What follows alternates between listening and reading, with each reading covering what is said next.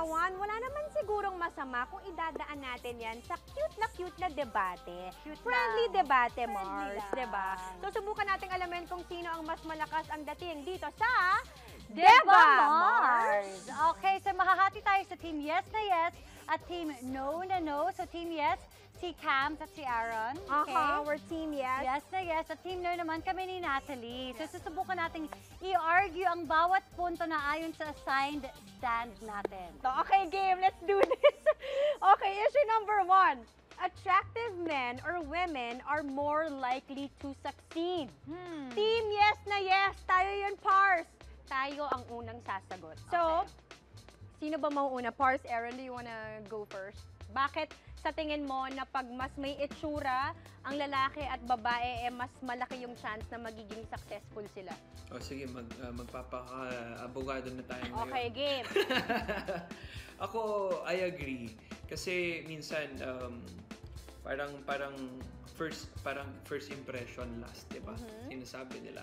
So kung ano yung makita ng mga tao dun sa tao na yon, may itsura man or maganda yung katawan, parang for them parang, uy, okay to. Yeah. Sige, let's get this person. Tara, let's work with this person. Ganun. May ano talaga, kumbaga may advantage. Visual perspective ka agad. Nice. Alam mo, agree ako kay Pars, Aaron. Talaga ba, Na Mars? parang, Talaga ba, Mars?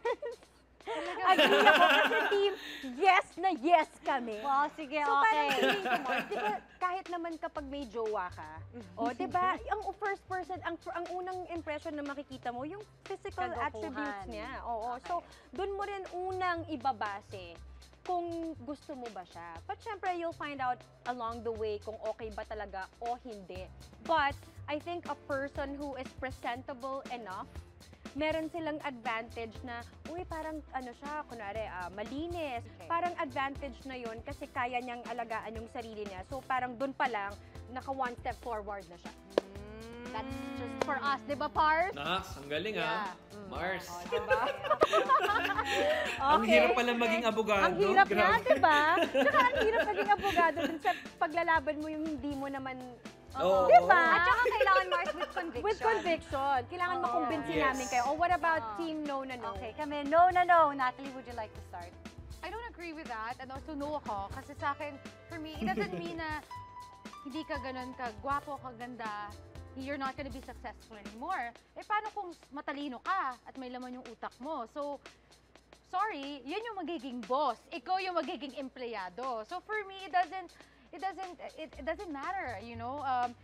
Kung hindi ka sobrang gwapo, as long you take care of yourself and you are reading or you're studying or you're improving yourself, that's more important kasi for sure talaga na magiging successful ka.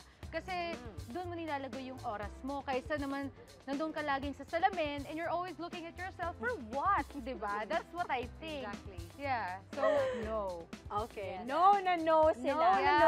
No. What about you, Back. Mars? No What na you no, think? Mars. Well, kung sinabi ni Aaron kanina na, yun nga, first impression.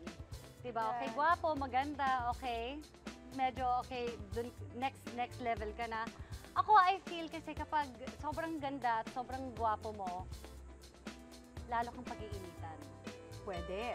And they'll make That's sure that true. you have a hard time. Right. Ay, grabe naman Oo. yung mga taong yan talaga. Diba? Ang hirap, Mars. Hirap, no? Mars. Ang Hirap maging na hirap maganda. kaya ako.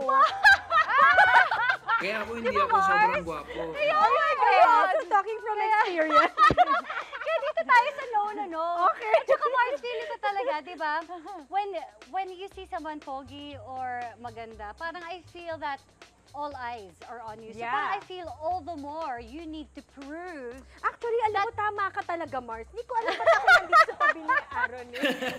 Baka ano ba tayo, Feeling Mars ko all Camille? the more. I Magbabaka. think that's why yung mga Baba. magaganda at mga gwapo, feeling ko na-pressure sila that Yeah. they need to prove that they're more than just the look. Yes, yes. Agree naman din ako. Diba? Actually, hindi ako nag-a-agree. Ilalaban namin to Kaya ni dito Pars. kami sa no na no. Nilalaban namin. Hirap sila. No talaga. Mas nahihirapan sila to succeed because the more they have to prove themselves. Right. Yeah. Okay, next issue.